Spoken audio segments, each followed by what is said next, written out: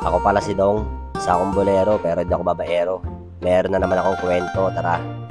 Dito nga pala kami nag-stop over kagabi ni Macy's sa Santa Rosa. Kaya inagaan na rin namin ang gising. Meron kasi kami pakay ngayong umaga.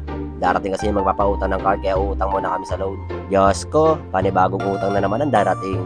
Inutusan nga pala ako dyan ni Macy's para magpa-Xerox. Kailangan kasi namin ipa-Xerox yung mga ID, yung kasi yung mga kailangan namin para makautang. Hay nako, sila na ngayon magpapautang, kami pa yung mag-a-adjust. Charot! Unang shop ngayon napuntahan ko, walang gumagawa ng ID. Kaya pansamantala nagpa-Xerox lang muna ako rito. Kaso nga lang boy, yung pera wala akong barya. Kaya sabi ko kay kuya, pagbalik ko na lang yung bayad. Parang ayaw pa nga ni kuya kasi wala siyang tiwala. Pero pumayag din naman. Tapos pumunta ako sa kabilang shop para magpagawa naman ng picture.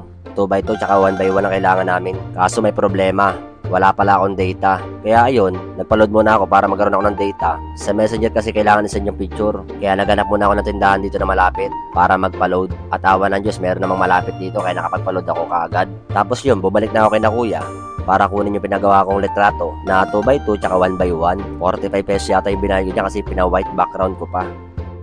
Tapos maya-maya lang meron akong nadaanan ditong barbershop. Sakto-sakto, medyo naiinitan din ako at mahaba na rin tong buhok ko.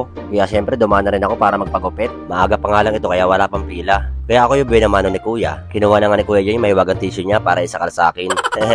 Parang gusto pa kang higpitan. At sinimula na nga ni kuya yung paggupit sa akin. Sabi ko yung uso gupit ngayon semi-mushroom para gupit binata. Charot. Pagkatapos nga akong gupitan ni kuya, ito na yung kinalabasan. Grabe ka naman kuya, ba't mo ginalingan? Siguradong hindi ako makikilala dito ni Macy's. Syempre, gupit matapang to eh.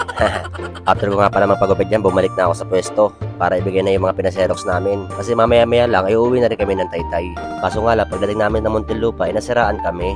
Nasira kasi yung busi ng motor ko, sobrang bigat daw ng dala ko. Hindi naman sa angkas ha, yung dala lang, yung mga bagahe lang namin sa likod. Baka kasi magalit si Macy's. Kaya sabi ko na lang, yung bagahe na lang yung mabigat para hindi siya magalit. Mindset ba? Mindset. Sabi nga ng mga manggagawa, yun daw talaga sakit ng click. Madalas daw talaga masira yung busing. Maselan nga palang baklasin yung busing nito kasi pwede ito mabasag. Yung pinagkakabitan. Buti na nga lang at magaling yung tumira. Este yung dumali. Actually nga pala, pangatlong shop na namin ito napuntahan. Mabuti na nga lang at meron silang available na busing. Yung stock ng Honda Click. Kaso nga lang, medyo may kamahalan yung labor nila, 550. Pero hayaan mo na, basta maayos na at makauwi na rin kami. Medyo sariwa pa rin kasi yung pagod namin galing ng Bicol. Tinulungan ko na nga dyan si kuya kasi wala siyang alalay. Pinangharang ko na nga dyan yung sapatos kong Adidas. Natigil 3K. Wow, yabang. After of that ay natapos na rin ni kuya at kinakabit na lang yung mga pairings. Sa wakas, makakauwi na rin kami. Bali, medyo malaki-laki rin pala yung binayaran namin dyan, 1,500 kasama yung labor. Medyo mahal din kasi yung pyesa. Bali, mahirap din kasi hanapin. At nakauwi na nga kami dyan. Thank you Lord at nakauwi kami na safe. Medyo may aberya man, ay safe pa rin kami nakauwi. Kaya malaki pasasalamat pa rin. Dito na lang din tatapusin yung video. Maraming salamat sa inyo sa walang sawang pagsuporta. Paalam!